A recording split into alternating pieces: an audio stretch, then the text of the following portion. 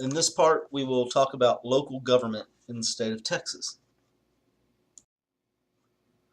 Now, in most places, citizens are most dependent on their local government for services and protection and all that. While the national government gets most of the news coverage, most of the media coverage, most day-to-day interaction and most services that you receive from the local government. Local government services, things like water, sewage, police and fire protection. Also, one of the things that local governments do is, some do, not all do, but they have zoning, which means they designate certain parts of your community or your city for certain types of building or services. Like you may have just a residential area zoned for residential, meaning only basically houses and people where people live can build in that area. And you have a separate one zoned for industry where only manufacturing or just businesses can be. And some cities do that. Also, cities will provide regulations on signage and how big a sign can be, how tall, how close to the road.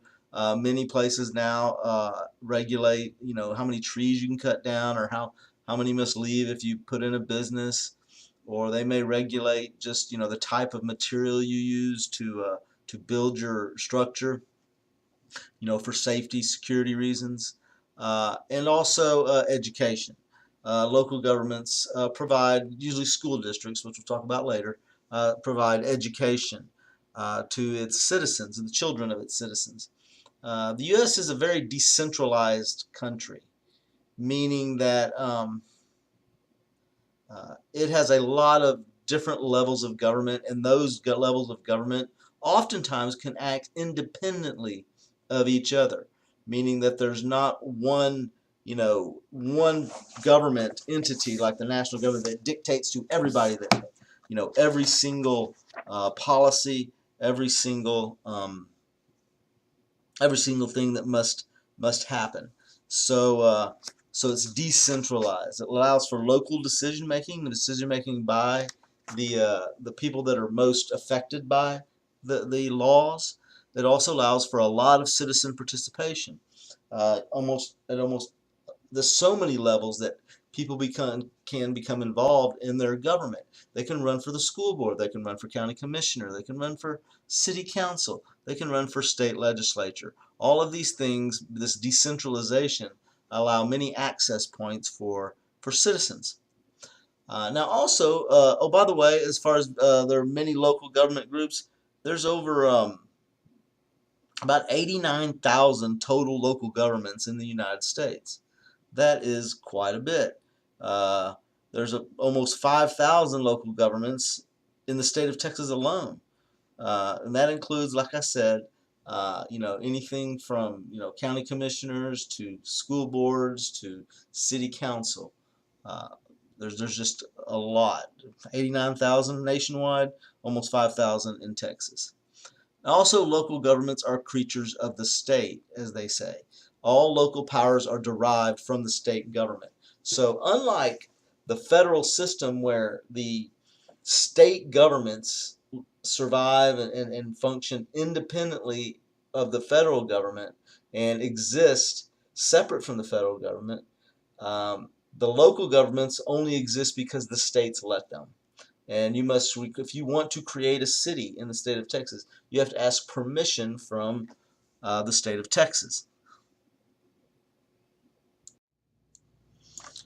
Now, when it comes to creating cities, like I said before, they are granted charters by the state. The state allows them to exist and gives them a framework of rules by which they can exist.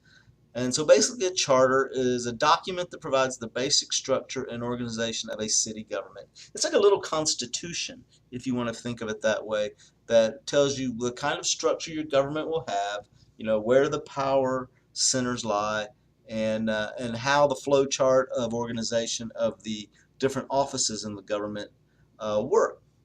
And there are really two types that you can get in the state of Texas, or the two types of cities, and that determines the types of charters you can have. general law cities, and home rule cities. General law cities are city charters created by state statutes. Okay, basically the state government has a list of these different charters, and there's a limited list, not very many. And if you have less than 5,000 people in your city, you must choose from one of those choices.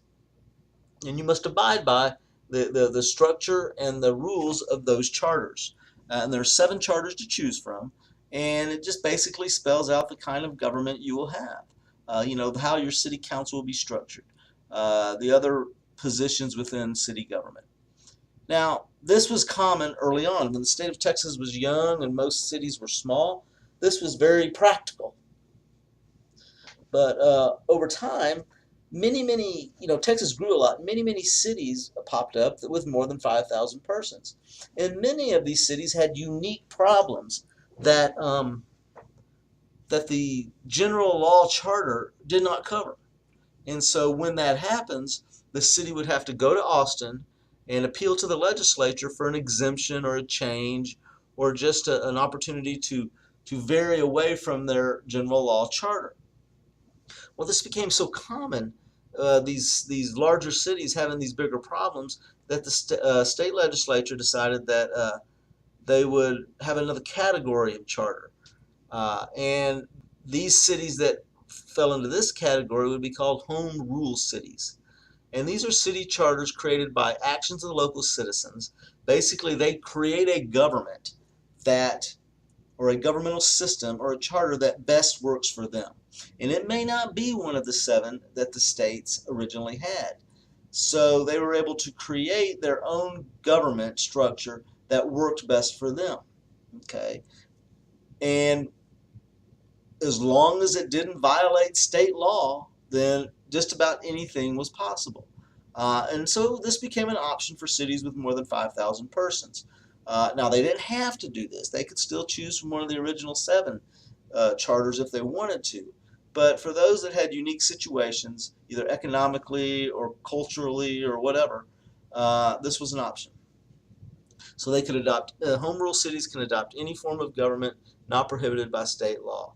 And of course, the cut line for this is, like I said, 5,000 persons living in the city. Okay, now let's say you live somewhere in the state of Texas and you want to make your area where you live a city, create a city government. This is the process called incorporation. You're incorporating a city or a municipality. Now, there are just a couple of steps in this process if you want to create a city. First, the local citizens who live in the geographic area that wants to become a city must sign a petition and give it to the state. So they must petition the state election to approve creation of the city. So the people that live in that geographic area must have an election, and then the state will issue a charter. So that's the process. Now, the requirements basically are: you must have at least 201 persons in a 2 square mile area. Okay, that's not very many people, but it prevents people who own a lot of land and live there by themselves from creating their own personal, city or fiefdom or something like that. The petition must be signed 10% of the registered voters in that geographic area that wants to be chartered, incorporated. Not only that, but it has to have the petition must be signed by 50% of the people who actually own land in that geographic area. So the landowners hold the greatest stake in it becoming a city. So half of them must approve the incorporation attempt. Now, once they submit this valid petition, 10% of registered voters, 50% of landowners, the county judge will call the election. Okay, so once the state approves the petition, the county judge, where that geographic land sits, will call an election.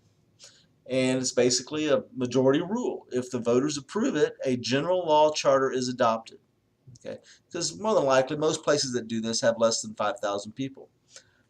So general law charter will be adopted, and then later on, and hopefully very soon, you'll have a separate election held for the city officials, who your mayor will be, your city council, who will make the day-to-day, run the day-to-day workings of the government. Now, but one other thing we need to touch on is something called extraterritorial jurisdiction. When you create a city, that allows that city to place regulations upon all people that live in it, the citizens and the businesses. Now, because also that cities may expand and annex adjacent land in the future, those regulations can extend outward beyond the actual city limits. And this area outward beyond the initial city limits is called the extraterritorial jurisdiction. And this extraterritorial jurisdiction basically is land extending away from, outside of the border of the city, that must also follow the city regulations, because if they because in the future, if the city decides to annex that area and add it to the city, then those people will already be with the, be following the regulations, and they won't have to immediately change much with regard to their either plumbing or sewage or whatever, signage. So this extraterritorial jurisdiction is just an area that's outside the border of the city, and they are required also to follow the city regulations. Now, there are different forms of city government, and we're going to talk about the most common. First, you got your mayor-council governments. Mayor-council government. Well, you have a mayor, and you have a city council, and this group, mayor and city council, they are the ones that function as the governing body. They run the city. Okay. Now there are two types within the mayor-council governments. There are two types: the weak mayor-council system and the strong mayor-council system. And that's pretty self-explanatory. One has a weak mayor, one has a strong mayor. In the weak mayor-council system, it's a form of government where the mayor shares power with the council and other elected officials. So in a weak mayor-council system, the mayor is no more powerful than the other members of the city council. Now, the mayor is the mayor because they were elected as the mayor, and that's a symbolic position for the most part in a weak mayor-council system, because the mayor has really no more or less power than other members of the city council. Now, on the flip side of that, in a strong mayor-council system, the strong mayor-council system is a form of government where most power rests with the mayor. In a strong mayor-council government, the mayor has the power as budgetary powers that can, present budgets and dictate the budget. The mayor can veto actions of the city council in a strong mayor-council system, and the mayor in this system can have a lot of power running day-to-day operations of the city. So it's a more hands-on type of a mayor, not equal to the council. It's more like a CEO. Now, another form of government is the council-manager system. Now, in the council-manager system, you have the mayor and the city council, excuse me, and then they hire something called a city manager to run the day-to-day operations of the city. So it's a form of government where voters elect a mayor and a city council. Usually it's a weak mayor-council system, and the mayor and the council appoint a professional administrator to manage the day-to-day functions, like a store manager or a CEO.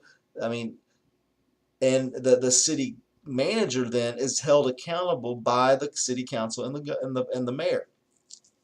So the city manager is not elected by the people. The city manager is hired by the city council. So if something goes wrong with the city and it's managed badly, the council can lay the blame on the city manager. And this has really become the most popular form of government because it relieves the burden of day-to-day running of the operations of the city from the council and the mayor, and gives it to a professional who basically knows what they're doing. And if you want to be a city manager, the job pays pretty well. You would go to college and get a master's degree in public administration. and it's kind of a blend of a degree between political science and business. So, Master of Public Administration. Now, one other form of government is that I want to talk about. It's very uncommon now, but it was popular for a little while. And the reason I want to talk about it is because Texas was the first place that implemented this type of government, and that's the commission form of government. In a commission form of government, instead of having, quote unquote, city council members, you vote for commissioners who oversee specific parts of city government. Maybe the roads. One commissioner is over the roads. One commissioner is over the parks and recreation. One commissioner is over maybe the schools. One commissioner is over zoning. But the point is, though, it's a way, and this was it's a way to hold these commissioners or these elected representatives accountable by saying, okay, you're in charge of this, and we're electing you to run this part of the government. And this form of government was implemented after the Great Hurricane in Galveston in 1900, because there was such a failure of the existing mayor council form of government in Galveston after the hurricane to clean up the city and to resolve all the problems, that Galveston decided to implement this different form of government that held the elected officials more accountable, and it was the commission form of government. But like I said, it no longer exists. The Galveston has a different form of government now, but interestingly enough, it was invented basically after the Great Hurricane of 1900, which killed upwards of 6,000 to 10,000 people. And now let's talk about the methods of election for local government officials. Most local government officials, and by this I mean city council members, generally have been voted in single-member districts. So voters within a defined geographic area within the city elect a council member to represent those people in that area. So if you have a city that's divided up into 5, geographic districts, then the city council will consist of a member from each one of those districts to represent the interests of those people. Another type of election is an at-large election, where all of the voters in the city elect the mayor and the city council. So you have everybody voting basically for every position. There's also, and then that can be broken down into different categories too. At-large by place, where you have, let's say you have 7 city council seats or 5 city council seats. Well, each one would be a place. Seat 1, place 2, place 3, place 4, place 5 for the 5 city council members. So you could choose, if you wanted to run for city council, you could choose from the 5 that were up for election and choose maybe to run against which one was the most vulnerable to being defeated in the election. So that's the most common. Also, there's at-large by place with resident wards requirement or required, which means basically it's at-large, but you must live in a certain part of the city. And then at-large no place, where you can basically, it's a bunch of people and you vote for the top 3 out of the 8 that are running, and those 3 get the seats, or however they want to do it. But there's no place, no residence ward required. They just have to live in the city.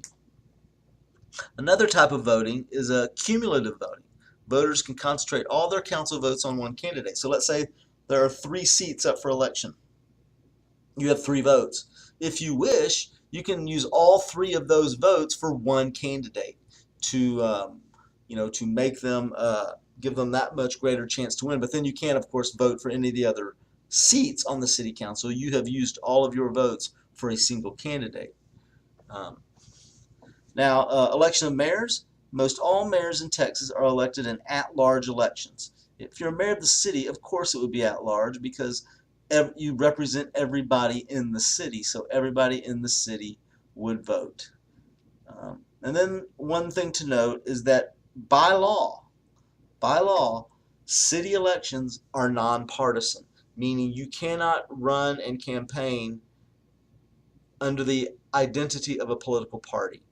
If you are driving through town nearing election day for city council or school board, and you saw all the signs all over town, one thing you will never see on those signs saying vote for Joe Smith will be vote for Joe Smith Republican or vote for Joe Smith Democrat, because it's illegal to run as a partisan or with a political party in city elections.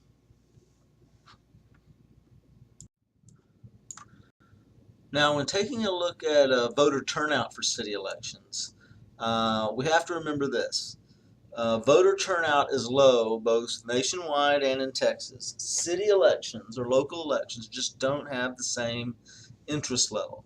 Uh, the factors in these bad off-year elections mean elections that are held outside of the general elections where members of the U.S. Congress, governors, and even the president are elected.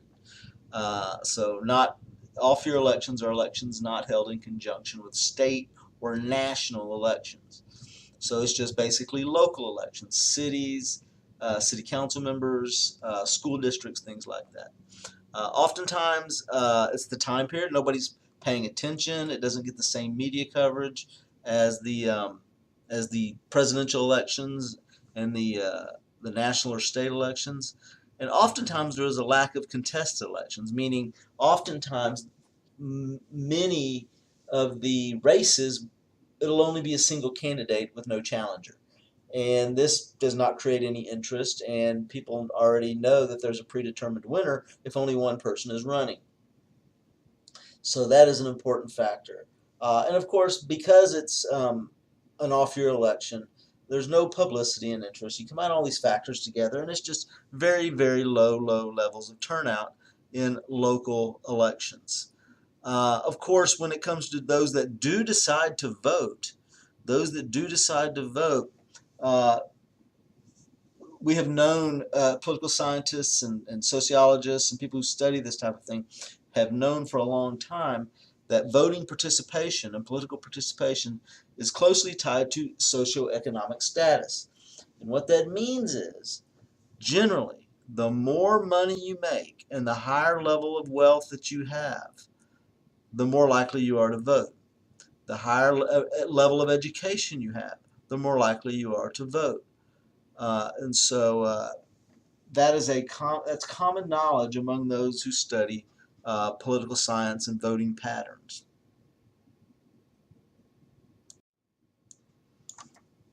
Now let's take a look at county governments real quick, specifically. County governments are primarily the administrative arm of the state. But what that means is that when the states want to carry out a policy, the state legislature makes a policy, oftentimes they'll ask the counties to administer those laws. So if they're wanting to expand medical care for pregnant women or something like that, access to medical care, these would be county jobs within each county. The county would create a facility and provide those services. So the decisions made by the state are basically carried out by the counties. That's what makes them the administrative arm. The county is the oldest type of government in the United States. It was the earliest subdivisions of the states. When states formed, you have to have regional governments in order to function and have your laws carried out. So counties were created. It's the oldest type of government in the United States. Texas has more counties than any other state. Of course, geographically, we're one of the larger states, so we have more area to cover than most. But it has more counties, 254 counties in the state of Texas. In Texas, the counties handle voter registration, are the voter registrar. They handle licensings, marriage licenses, things like that, registrations of voter registration, also road maintenance, and they provide police protection in the form of the sheriff's department. So they do provide a myriad of services.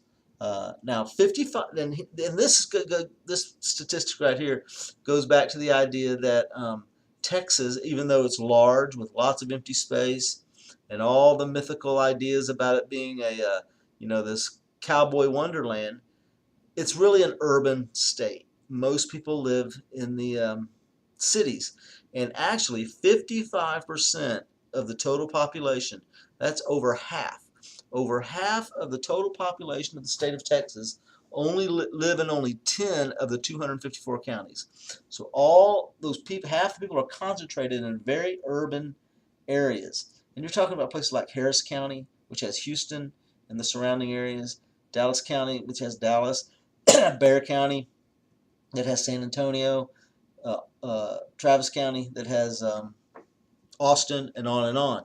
So we're a very urban state with the majority of the population living in the 10 largest counties. Now, the county government is structured differently than city governments.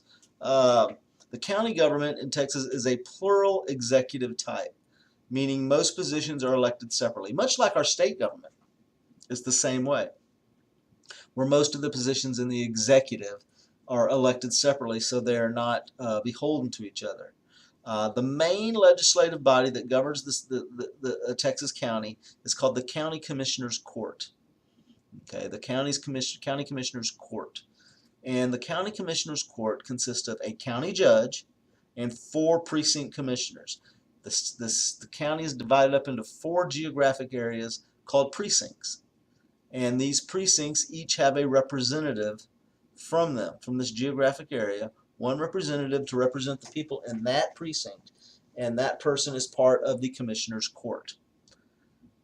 Now, the county judge himself, he's the chief administrative officer. Okay, that's a constitutional position created by the state of Texas and the Texas Constitution. He is the chief administrative officer. He's kind of like the mayor or the governor of the county. Now, he participates in all commissioners court deliberations, meaning he's part of the process. He leads the meetings. He may break vote ties. But in small rural counties, he may also act as an actual judge in certain types of cases. Now, it's fairly rare these days because most counties have their own, justice of the peace courts and things like that. But in some very rural counties, when they're limited in the number of positions that they can afford to hire, the county judge may also be an actual judge in a trial. Other positions that are part of the county government, the sheriff's department, constables, district attorney is the prosecutor, tax assessor collector determines the values of properties and collects taxes based on that, property taxes. County clerk, who holds the records for the county. The district clerk, who holds the records or manages the records for the district, which can include multiple counties. The county treasurer, which handles the finances of the county, and the county auditor, who basically oversees all this and audits the financial books of the county to ensure that everything is on the up and up and legal. Now, we've talked about cities, we talked about counties, but there's also something called a special district in the state of Texas and in other states. And a special district is a form of local government that provides specific services to citizens, very specific services such as water, sewage, fire protection, or public transportation. So a city government would provide lots of different services: water, sewage, police, parks. Counties, same thing: road maintenance, record keeping. Those general governments offer wide varieties of services. Special districts offer specific things that generally the local governments cannot do themselves. So these types of special districts can vary widely. They can have single functions or multi-purpose. They can cover multiple counties or a small geographic area. So they can be large or small. They're usually created to provide a service that local governments cannot. And oftentimes they're able to tax themselves, the citizens where they provide services. You have utility districts, you have transportation districts where you might create a bus system that covers multiple counties, and you can tax to pay for that. That's a special district. In East Texas, there's something called the Brazos Transit District, which is a special district that provides bus services amongst many East Texas counties. Uh, Now, poor districts, sorry for the interruption, poor districts, um, that have lower land values, they're just going to have less quality. And this is a problem. And historically, the poor districts have sued, arguing that the funding system was unfair and punishes poor children simply for being poor. And so, and it's been declared unconstitutional, that funding system, many times. So, in order to alleviate this problem, they've tried to come up with many different funding mechanisms to make it a little more equal. And one was called the Robin Hood Plan, where basically all of the richer school districts had to put part of their tax funds into a general fund that would be redistributed to the poor districts. Of course, they didn't like that. They thought that wasn't unfair. They thought that was unfair, and so they sued. And so it's become an ongoing problem for the state of Texas in how to fund their school district. Other school issues that always seem to pop up every single school year and have political overtones are the offerings of sex education in the school districts. The question of should we teach our children about the fundamental biological processes of getting pregnant and how to prevent it. Of course, there's an ideological struggle amongst this. There's a faction that just wants to teach abstinence, that believe that just teaching the children medical facts about sex and how you get pregnant will encourage them to go have sex and get pregnant. And others would argue that no, oftentimes this is the only place where a child will get real scientific factual evidence about sex education, because in many households parents either won't or can't talk to their children about the realities of sex in our world and in their lives. And so they go out into the world uneducated without knowledge of sex. So some people argue that schools are the only way that we can ensure that they're getting factual information about sex education. Also, there's this continuing argument these days, and this kind of has gone on for a long time. It goes back to the Scope trials of the 1920s, arguing over creationism and whether we should teach evolution or creationism, or now what they're calling it intelligent design, in our schools. And there's those that argue that intelligent design, or this idea that life, the creation of life, was so complicated that it must have had an intelligent designer, aka a god, that designed everything.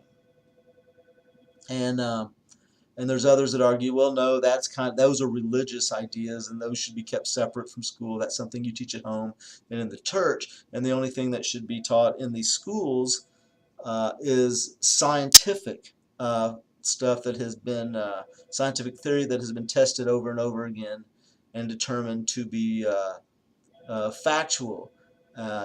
Things like evolution. So this is an ongoing debate. And then another ongoing debate is the bilingual education. Should we offer special classes to more quickly teach children English language, non-English speaking children, the English language? Some argue that it's a waste of money, that we shouldn't teach these children, waste time and money to teach them English because they should already know English. Others argue that until they learn how to speak English, they won't become productive members of society, and it will take longer for them to assimilate the longer it takes them to learn English. And also, if you don't teach them English, they're likely not going to succeed in the public school systems.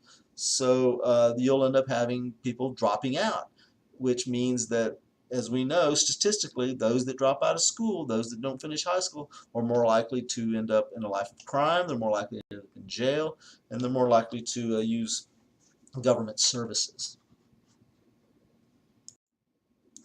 And in conclusion, all information in this presentation, as well as the information in the chapters of the book, may appear on the exams.